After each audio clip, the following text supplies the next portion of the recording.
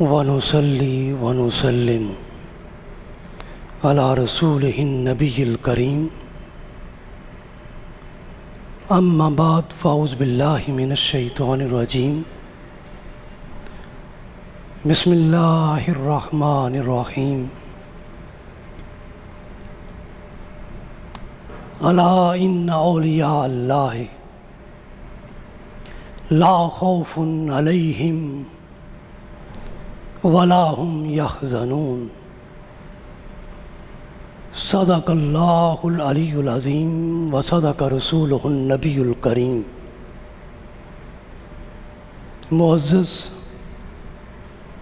حاضرین و ناظرین گرامی قدر، عزیز طلباء و طالبات، آج ہمارا موضوع ہے شیخ ابو الحسن الشاذلی کی تعلیمات و کرامات۔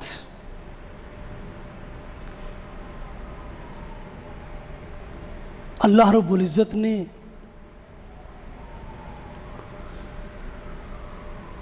حضرت شیخ ابو الحسن شاذلی کو لا خوف علیہم کا اعزاز اپنی ولایت میں لے کر بخشا۔ وَلَا هُمْ يَحْزَنُونَ کا انعام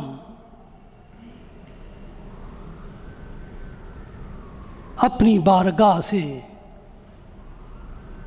خلط ولایت پہنا کر عطا کیا۔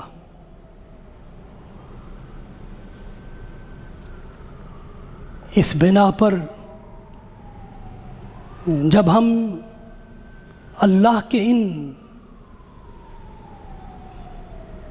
اولیاء اور ان بندوں کے حالات کا مطالعہ کرتے ہیں تو وہ اپنے ہر فعل میں اور اپنے ہر خلق میں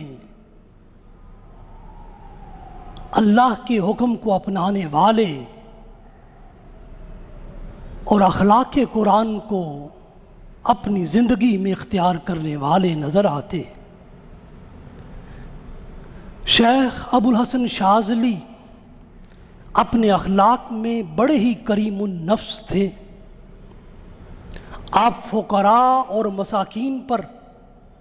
بے پناہ شفقت اور بے حد مہربانی کرتے تھے۔ عام لوگوں کی مشکلات کو رفع کرنے کے لیے حکومتی حکام تک رسائی کرتے اور عام لوگوں کو مسائل و مشکلات سے چھٹکارا دلاتے تھے۔ نتیجتاً لوگ ان سے بہت زیادہ محبت کرتے تھے۔ ان کی قربت و مجالست کو اپنی زندگیوں میں اختیار کرنا اپنے لیے اعزاز سمجھتے تھے۔ شیخ ابو الحسن شاذلی عام متصوفین سے ہٹ کر لباس و ملبوسات اعلیٰ درجے کے پہنتے تھے، مگر اپنے لباس کو تفاخر اور تکبر سے ماورا رکھتے تھے، اور اچھے لباس پہننے پر یہ دلیل دیتے تھے کل من حرم زینت اللہ الی آخر الآیہ۔ اسی طرح شیخ ابو الحسن شاذلی بہترین لباس کے ساتھ ساتھ سواری بھی اعلیٰ درجے کی استعمال کرتے تھے، اور آپ جن گھوڑوں پر سوار ہوتے تھے وہ بڑے ہی نامی و گرامی ہوتے تھے۔ وکان الشیخ یحب رکوب الجیاد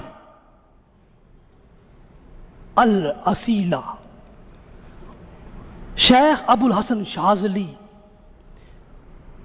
اعلیٰ سواری کے ساتھ ساتھ طعام کھانا بھی عمدہ نوعیت کا کھاتے تھے، اور عمدہ کھانے طعام جید کو پسند کرتے تھے۔ کان یحب الطعام الجید، شیخ ابو الحسن شاذلی کے احوال سے یہ بات بھی معلوم ہوتی ہے کہ تصوف و احسان میں درجات کمال پانے کے لیے اعلیٰ درجے کے ملبوسات، بہترین و عرفہ سواریاں اور انتہائی لذیذ اور اعلیٰ پکوان کے حامل کھانے یہ کبھی بھی رکاوٹ نہیں بنتے ہیں، بشرطے کہ صوفی کا دل، اس کا قلب ہر وقت اللہ کی طرف راغب رہے اور ہر چاہت سے بڑھ کر اس میں مولا کی چاہت رہے، ہر تمنا و آرزو سے بڑھ کر اسے اپنے مولا سے ملنے کی آرزو و تمنا رہے، جسم دنیا میں رہے مگر دل اللہ کی یاد میں ہمہ وقت شاغل رہے اور کسی بھی لمحہ اس کی یاد سے غافل نہ رہے۔ حاضرین و ناظرین گرامی قدر، شیخ الازہر امام عبد الحلیم محمود بیان کرتے ہیں کہ شیخ ابو الحسن شاذلی نے انسانی خواہشوں اور آرزوؤں کو جنم دینے والی قوت، اپنی قوت ارادی کو اللہ کے ارادے میں فنا کر دیا تھا، اپنے نفس کے اختیار کو اللہ کے اختیار کے سپرد کر دیا تھا۔ پس جو اللہ کا ارادہ تھا وہ ان کا ارادہ تھا، جس چیز کا صدور اللہ کی جانب سے تھا وہی ان کے نفس کا صدور اور ان کے نفس کا عمل تھا۔ حاضرین و ناظرین گرامی قدر، جب ہم شیخ ابو الحسن شاذلی کی ذات و شخصیت کو دیکھتے ہیں اور جانتے ہیں تو آپ فقط اور فقط عالم بالحقیقہ ہی نہ تھے بلکہ آپ عالم بالشریعہ بھی تھے، آپ فقط عابد باللہ ہی نہ تھے بلکہ عارف باللہ بھی تھے، آپ فقط دنیا سے زہد اور بہت رکھنے والے ہی نہ تھے بلکہ ہر لحظہ اللہ کی طرف راغب ہونے والے بھی تھے، اور صرف شیخ طریقت ہی نہ تھے بلکہ آپ اپنے زمانے کے شیخ الاسلام بھی تھے۔ آپ کے اپنے زمانے ہی میں صرف محدود اور چند لوگ ہی آپ کے پیروکار نہ تھے بلکہ ہزاروں لوگ آپ کی پیروی کا، آپ کی حیات اقدس میں دم بھرتے تھے اور آپ کی حلقہ ارادت سے وابستہ تھے۔ آپ فقط داعیے عام نہ تھے بلکہ قرآن و سنت کے داعیے عظیم اور داعیے خاص بھی تھے۔ آپ اپنے سلوک و تصوف کی ساری بنیاد قرآن و سنت ہی کو بناتے اور بتاتے تھے، اور اسی روش کو آپ کے مریدین اور متوسلین نے بھی آپ کے بعد اسے جاری و ساری رکھا۔ آپ فقط صوفی ہی نہ تھے بلکہ مجاہد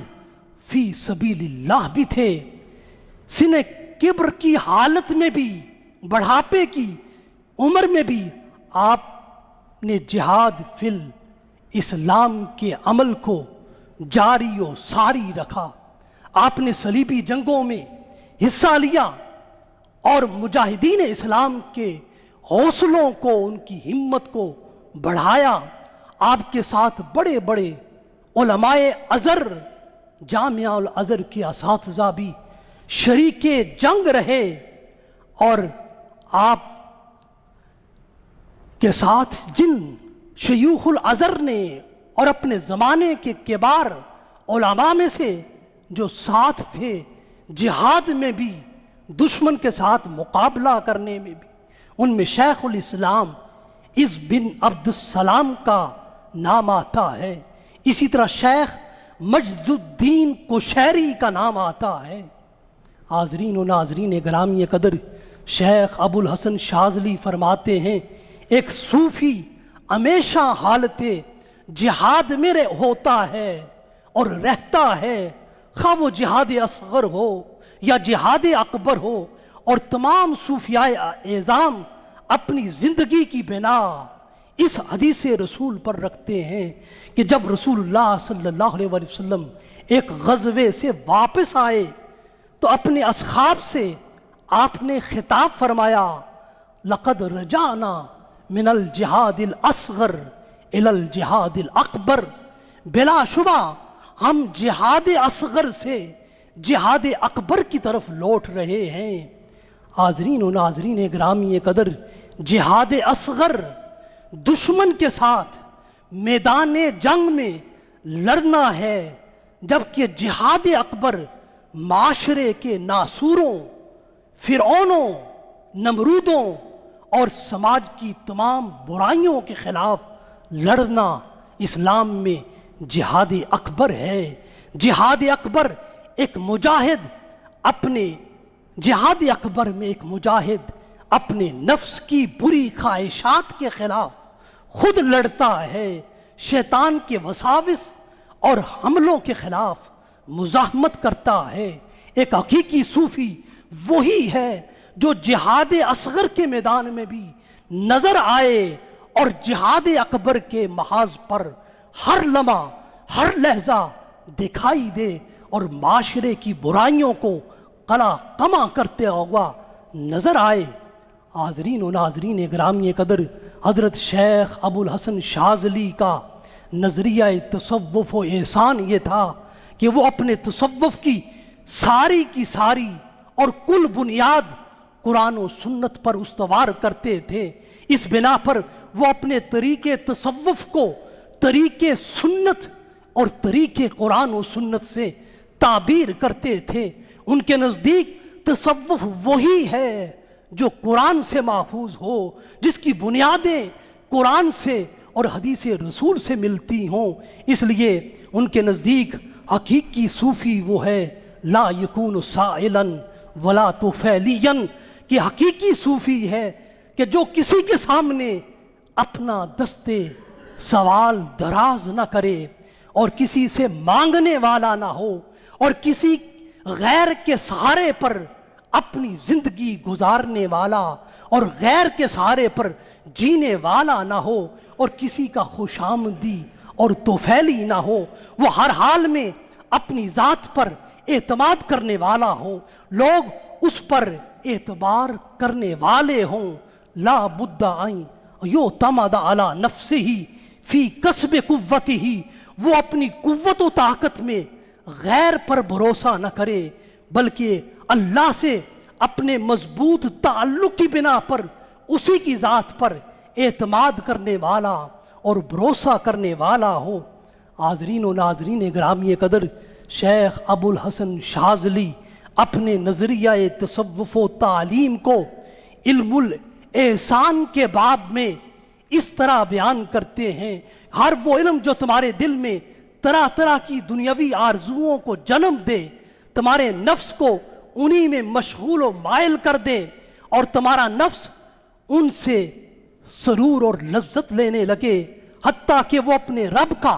نافرمان ہو جائے، آسائشوں اور راحتوں کی کثرت تمہارے نفس کو اپنے مولا سے غافل کر دے، تو ایسی ہر خواہش، ہر آرزو، ہر تمنا اور ہر علم نفس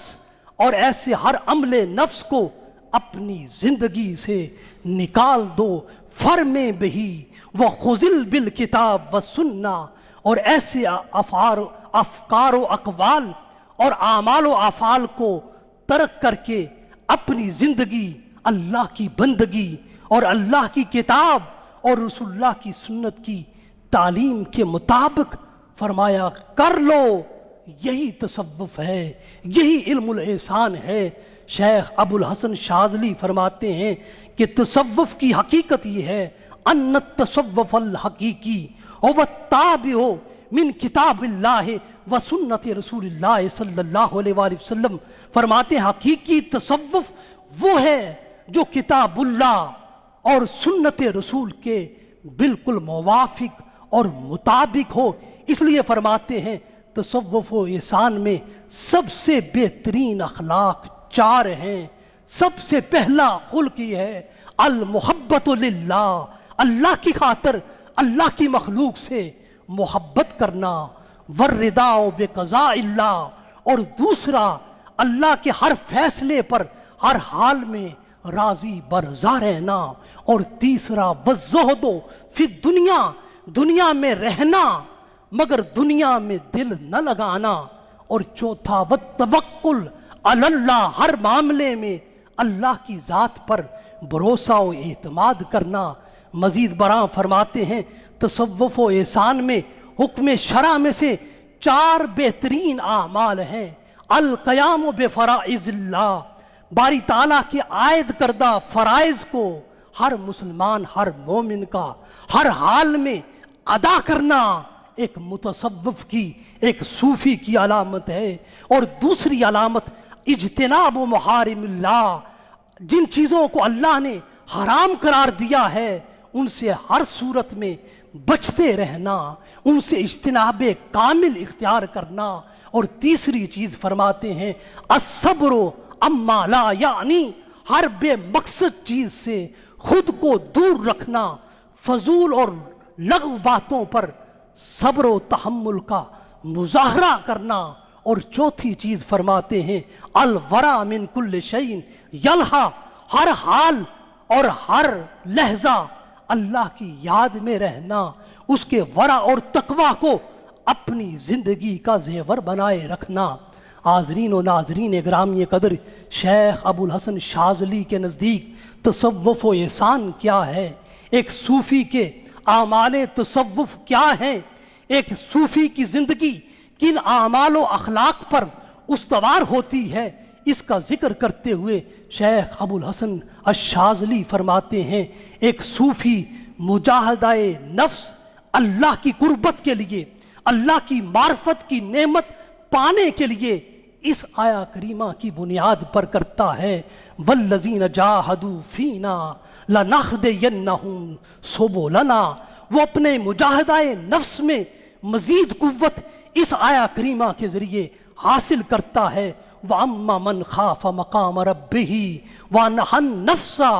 عَنِ الْهَوَىٰ فَإِنَّ الْجَنَّةَ هِيَ الْمَأْوَىٰ، ایک صوفی اپنے نفس کا تزکیہ کرتے ہوئے اپنے نفس امارہ کی حقیقت کو جانتا ہے اور نفس امارہ کے شر اور وساوس سے خود کو بچاتا ہے، اس لیے کہ نفس امارہ کا کام ہی برائی پر اکسانا ہے۔ اس لیے فرمایا ان النفس لامارۃ بالسوء، ایک صوفی خود کو تقوی کی راہ کا مسافر بناتا ہے، اور تقوی ہی معاشرے میں افضلیت، اکرمیت اور علوت کا معیار بنتا ہے۔ ہر رنگ و نسل، علاقہ و وطن، ذات و برادری، زبان و پیشہ رکھنے والوں کو بڑی محبت اور چاہت سے ایک صوفی اس لیے ملتا ہے کہ اس کے نزدیک معیار فضیلت اور اصول احترام اس آیا کریمہ پر ہے ان اکرمکم عند اللہ اتقاکم۔ ایک صوفی اپنے مقام زہد اور مقام ورع اور مقام تقوی کو اس آیا کریمہ پر استوار کرتا ہے۔ قل متاع الدنیا قلیل والآخرۃ خیر لمن اتقی، ایک ولی صرف لوگوں سے پیار کرتا ہے، ان سے محبت برا سلوک اور اثار سے مملو رویہ اختیار کرتا ہے، اپنی ذات پر، اپنے مفادات پر، اپنے حقوق پر دوسروں کو ترجیح دیتا ہے، اپنی حاجت پر ان کی حاجت کو مقدم سمجھتا ہے، اپنی ذات پر اور اپنے مفادات پر دوسروں کو اولیت دیتا ہے، اور ساری دنیاوی خواہشوں میں خود کو پیچھے دھکیلتا ہے، دوسروں کو مقدم کرتا ہے، آگے بڑھاتا ہے، اور اپنے اس اثار پرور عمل کو اس آیا کریمہ پر قائم کرتا ہے۔ وَيُؤْثِرُونَ عَلَىٰ أَنفُسِهِمْ وَلَوْ كَانَ بِهِمْ خَصَاصَةٌ، ایک صوفی، ایک عارف باللہ ہر حال میں اللہ کی ذات پر توکل کرتا ہے، اس کا سارا بھروسہ اللہ کی ذات پر اور اس کی رحمت پر ہوتا ہے، وہ ہر لمحہ اس کے فضل کا طالب ہوتا ہے، وہ اپنا توکل اس ذات پر قائم کرتا ہے جو اس کے لیے جملہ معاملات میں کافی و شافی ہوتی ہے۔ حسبی ربی کے ساتھ اس کا سب سے بڑا سہارا اس کا خدا ہوتا ہے۔ اس لیے ایک صوفی کا توکل ہر لمحہ اور ہر لحظہ اپنے مولا پر بڑھتا رہتا ہے، اور اللہ کی ذات پر توکل کی یہ روشنی وہ ان آیات سے لیتا ہے۔ وَمَن يَتَوَكَّلْ عَلَى اللَّهِ فَهُوَ حَسْبُهُ وَعَلَى اللَّهِ فَلْيَتَوَكَّلِ الْمُؤْمِنُونَ۔ ایک صوفی، ایک عارف باللہ اللہ کی ہر نعمت پر اس کا شکر ادا کرتا ہے، وہ فعل شکر کے ذریعے رب کی نعمتوں کا اضافہ اپنے نصیب میں اور اپنے مقدر میں کرتا رہتا ہے۔ وہ وجود شاکر بن کر منعم حقیقی کے بے حساب انعامات کو پانے والا بن جاتا ہے۔ اس لیے وہ اپنے فعل شکر کو اس قرآنی آیات کی آساس فراہم کرتا ہے۔ لَإِن شَكَرْتُمْ لَأَزِيدَنَّكُمْ۔ ایک صوفی، ایک سالک اس زندگی میں فعل صبر کو اپنی شناخت بناتا ہے، اور صبر ہی صبر کو اپنا وتیرہ حیات بناتا ہے۔ ہر دکھ، ہر رنج، ہر بلا، ہر ابتلا، ہر مصیبت، ہر آفت، ہر بلا اور ہر وبا کا مقابلہ وہ اپنے فعل صبر سے کرتا ہے، اور اس فعل صبر کی تعلیم اللہ کی مخلوق کو دیتا ہے، اور خود بھی ہر حال میں پیکرے صبر بن کر رہتا ہے۔ اس لیے کہ وہ صوفی اس راز سے آگاہ ہوتا ہے کہ صبر ہی ایک ایسا فعل ہے جس میں رب اپنے بندے کا غم گسار بن جاتا ہے، اس کے دکھ اور رنج میں رب ہی اس کا سہارا بنتا ہے، اور صبر کے ذریعے بندہ اپنے رب کی معیت کو، اس کی سنگت کو اپنی زندگی میں پا لیتا ہے۔ اس لیے ایک صوفی سب سے بڑا اس دنیا میں صابر ہوتا ہے، اور اسے اپنے مولا کا یہ وعدہ یاد ہے، ان اللہ مع الصابرین۔ اور دوسرے مقام پر فرمایا وَاصْبِرْ وَمَا صَبْرُكَ إِلَّا بِاللَّهِ۔ حاضرین گرامی قدر، دکھی انسانوں اور رنج کے مارے بندوں کے لیے باری تعالیٰ صبر کو فعل بشارت بنا دیتا ہے۔ اس لیے صوفی اپنے فعل صبر کی بنیاد اس آیہ کریمہ پر رکھتا ہے، وَبَشِّرِ الصَّابِرِينَ۔ ایک صوفی ہمیشہ اللہ کا حیا کرتا ہے، برے اعمال اور برے کاموں سے بچنے کے لیے ہر ممکن کوشش کرتا ہے، خود کو اللہ کے نافرمانوں میں شامل کرنے سے خود کو روکتا ہے۔ اس لیے وہ اپنے عمل کو اللہ کے حیا پر قائم کرتا ہے، اور اس آیت کو اپنے عمل کی بنیاد بناتا ہے۔ الم یعلم بان اللہ یرا۔ ایک عارف باللہ ہمیشہ خود کو اللہ کی بارگاہ میں فقیر کے طور پر پیش کرتا ہے۔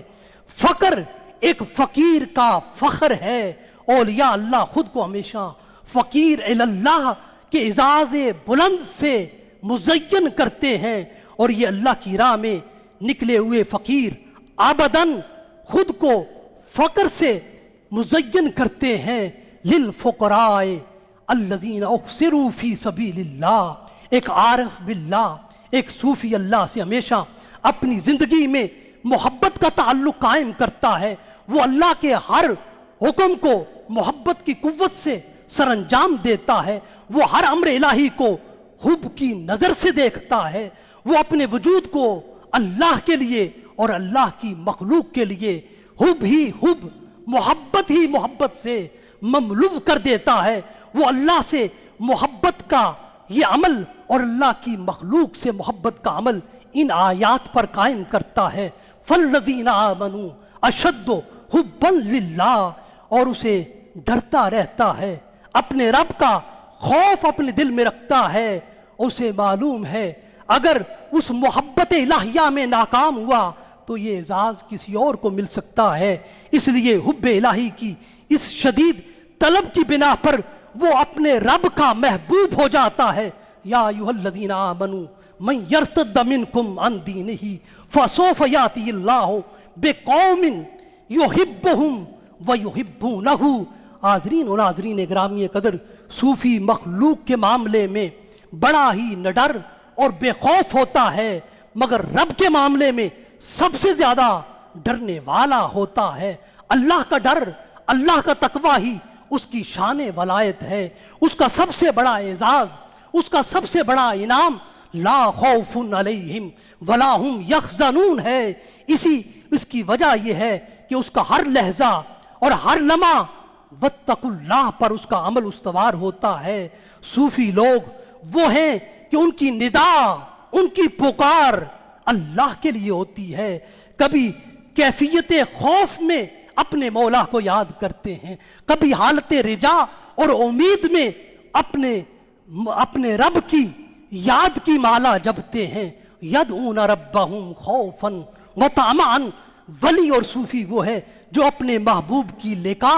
और मुलाकात के लिए सारी जिंदगी गुजार देता है और उसके हुस्न मुतलक की दीद का तालिब होता है। मन कान यरजू लिका अल्लाह। सूफी और आरिफ बिल्लाह वो है जब हर लम्हा हर लहजा एक अमले मुसलसल, एक कौल तसलसल अपने वजूद में वो लाता है। वही कौल उसकी कुल पहचान और कुल शनाख्त बनती है। और वो कौल है अल्लाह से मांगना, हर हाल में उसी से मांगना और हमेशा हर हाजत में उसी का साइल रहना, उसके दर का सवाली रहना, उसके दर का मंगता रहना, उसके दर का फकीर रहना। यही एक हकीकी सूफी की पहचान है। और कुरानी आयत की सूरत में वो सूफी अपनी पहचान यूं कराता है, वकाल रब्बकुम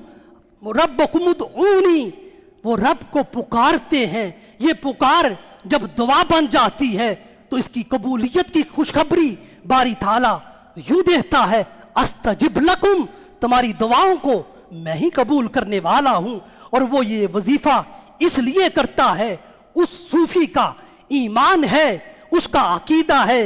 अमन युजीबुल मुस्तर्रो इज़ा दआहो, कि किसी भी परेशान हाल की परेशानी को दूर करने वाला फकत मौला है। हाज़रीन और नाज़रीन ग्रामी कदर, ये सारे के सारे सूफी के वो आमाल हैं और उसके वो वज़ाइफ हैं, उसके वो औराद हैं। यही सारे अमाल उस हकीकी सूफी की पहचान है। अगर इन सब को जमा किया जाए, इनका खुलासा बयान किया जाए, तो आमाल सूफी शेख अबुल हसन शाज़ली और सब सूफिया के नज़दीक सिर्फ और सिर्फ दो रह जाते हैं। एक कसरत जिक्र है, कसरत से अपने मौला को याद करना है, बार बार मौला के नाम की माला को जपना है और उसकी याद से अपनी ज़बान को तर रखना है। यही सूफी का, एक आरिफ बिल्लाह का सबसे बड़ा अमल है और जिसको इस आया करीमा पर उस्तवार करता है, या अय्युहल्लज़ीना आमनुज़्कुरुल्लाह ज़िक्रन कसीरा। और दूसरा अमल सारे आमाले बातनी, अफ़ाले ज़ाहिरी, अहकाम शरीयत, अवामर हकीकत में एक सूफी के लिए फ़कत यही है कि रब राज़ी हो जाए, अल्लाह की रज़ा उसे मिल जाए, उसकी खुशनुदी उसे अपनी ज़िंदगी में मुयस्सर आ जाए। ये आयत एक सूफी के सामने हर कौल में, हर फेल में, हर खुल्क में, हर रवैये में, हर अंदाज़े हयात में, हर नशिस्त व बर्खास्त में ऐसे होती है जैसे इंसान के सामने हालत नमाज में किबला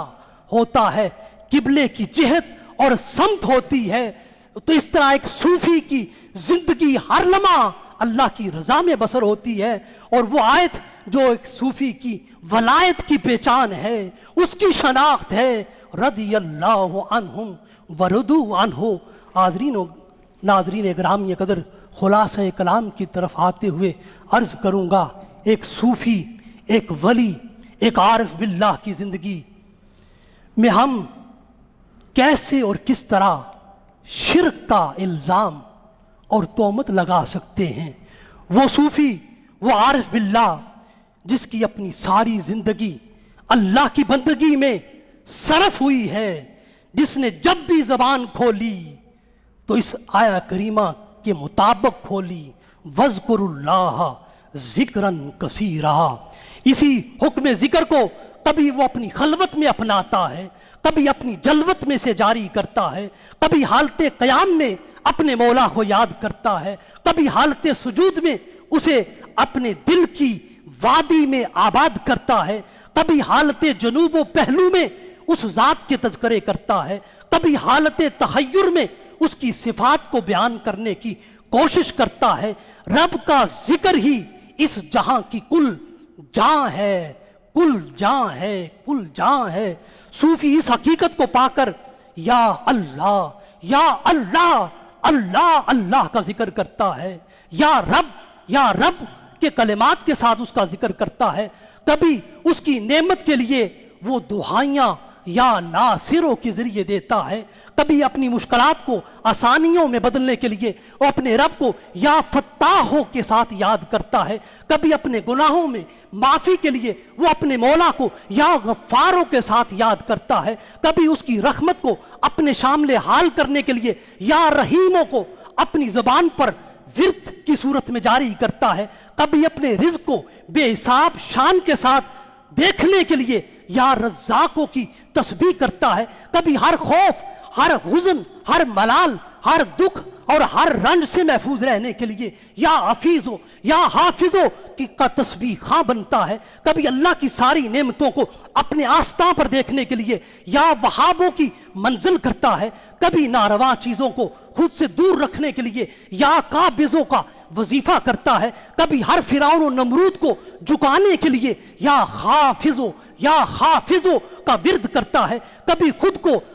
عزت کا بادشاہ جاننے والوں کو یا مذلوں کی گردان کے ذریعے اللہ کے حضور جھکاتا ہے، کبھی اس کی شان جباریت سے پناہ مانگنے کے لیے یا جباروں کا وظیفہ کرتا ہے، کبھی اس کی قہاریت سے بچنے کے لیے یا قہاروں کا ورد کرتا ہے، غرضے کہ کبھی مہمات کو سر کرنے کے لیے یا قافی المہمات کا وظیفہ کرتا ہے، کبھی باطنی ترقی اور حفاظت کے لیے یا حفیظ و نسل و قغل اسمہ کے کلمات زبان پر لاتا ہے، کبھی گناہوں سے بچنے کے لیے یا آسموں کا ورد کرتا ہے، کبھی ہر حال میں اللہ کی مدد کے لیے یا ناصرو انصرنا کے کلمات سے رطب اللسان ہوتا ہے، دلوں کی تسخیر کے لیے یا مسخر سخر لنا کل شیء کا ورد کرتا ہے، مغفرت ذنب کے لیے اپنی زبان کو یا غفارو اغفر لنا کے الفاظ سے آشنا کرتا ہے، اللہ کی رحمت طلب کرنے کے لیے یا رحیمو ورحمنا کے کلمات پڑھتا ہے، کشائش رزق کے لیے یا رزاقو ورزقنا کے الفاظ مبارکہ کا وظیفہ کرتا ہے، ہدایت کی نعمت پانے کے لیے وہ صوفی یا ہادیو وحدنا کا بار بار ورد اپنی زبان پہ دہراتا ہے، ہر معاملے میں آسانی اور سہولت پانے کے لیے یہ کلمات اپنی زبان پر لاتا ہے، یا میسرو لکل مسیر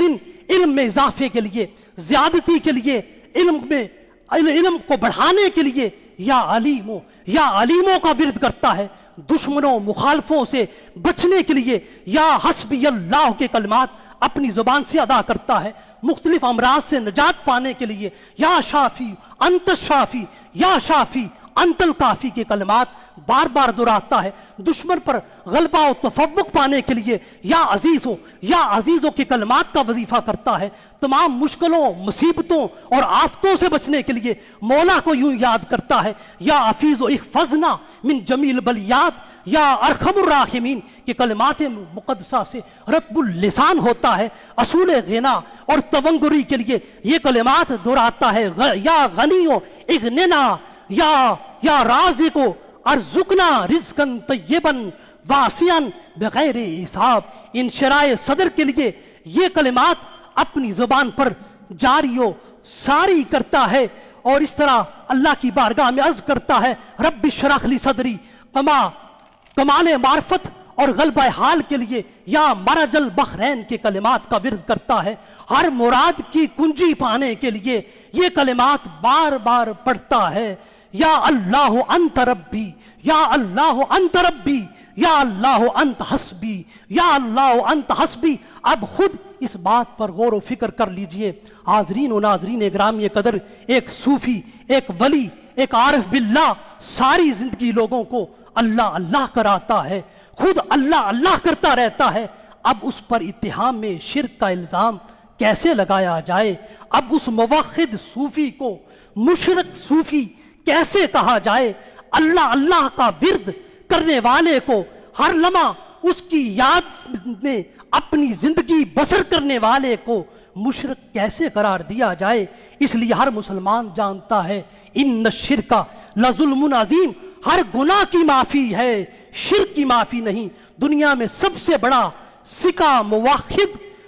صوفی اور ولی ہوتا ہے۔ اس لیے علماء توحید کال کے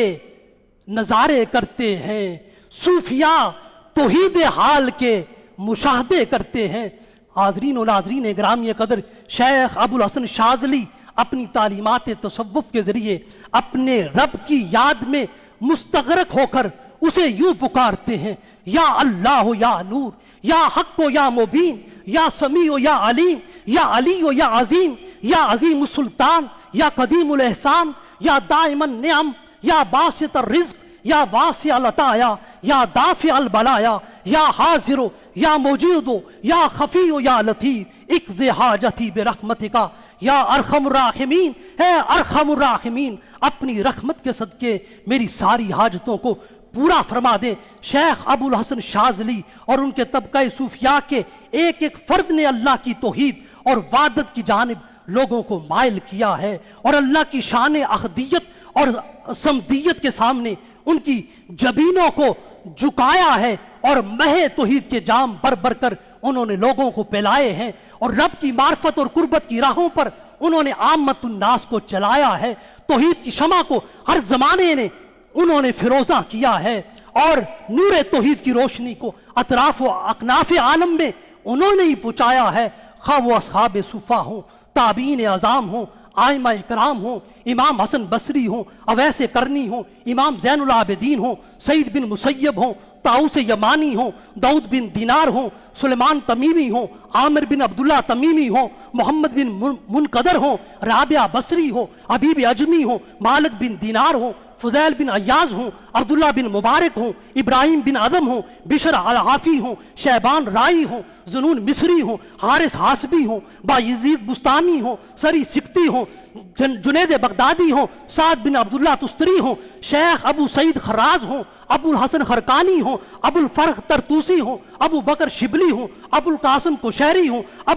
ابو عثمان المغربی ہوں، سید علی بن عثمان الاجویری ہوں، شیخ عبد القادر جیلانی ہوں، شیخ احمد رفاعی ہوں، شیخ ابو الفتح واسطی ہوں، شیخ اکبر محی الدین ابن عربی ہوں، اور شیخ عبد السلام بن بشیش ہوں، اور شیخ ابو الحسن شاذلی ہوں، شیخ عطار ہوں، مولا روم ہوں، مولانا جامی ہوں، خواجہ اجمیر محی الدین چشتی ہوں، شیخ فرید الدین گن شکر ہوں، خواجہ باؤدین زکریا ملتانی ہوں، خواجہ نظام الدین اولیاء ہوں، غرضے کے تمام سلاسل کے اولیاء ہر جگہ شب ظلمت میں شمع توحید جلاتے رہے ہیں۔ آج برے صغیر پاک و ہند میں اور عالم اسلام میں جو اسلام کی روشنی پھیلی ہے، اس میں بہت بڑا کنٹریبیوشن اولیاء اور صلحاء کا ہے، جو ہر شبستان وجود میں اپنی اذان سے سحر پیدا کر رہے ہیں، جس کی طرف اقبال نے یوں اشارہ کیا ہے، یہ سحر جو کبھی فردا ہے کبھی ہے امروز، نہیں معلوم کہ ہوتی ہے کہاں سے پیدا، وہ سحر جس سے لرزتا ہے شبستان وجود، وہ سحر جس سے لرزتا ہے شبستان وجود، ہوتی ہے بندہ مومن کی اذان سے پیدا، ہوتی ہے بندہ مومن کی اذان سے پیدا۔ وآخر دعوانا ان الحمدللہ رب العالمین۔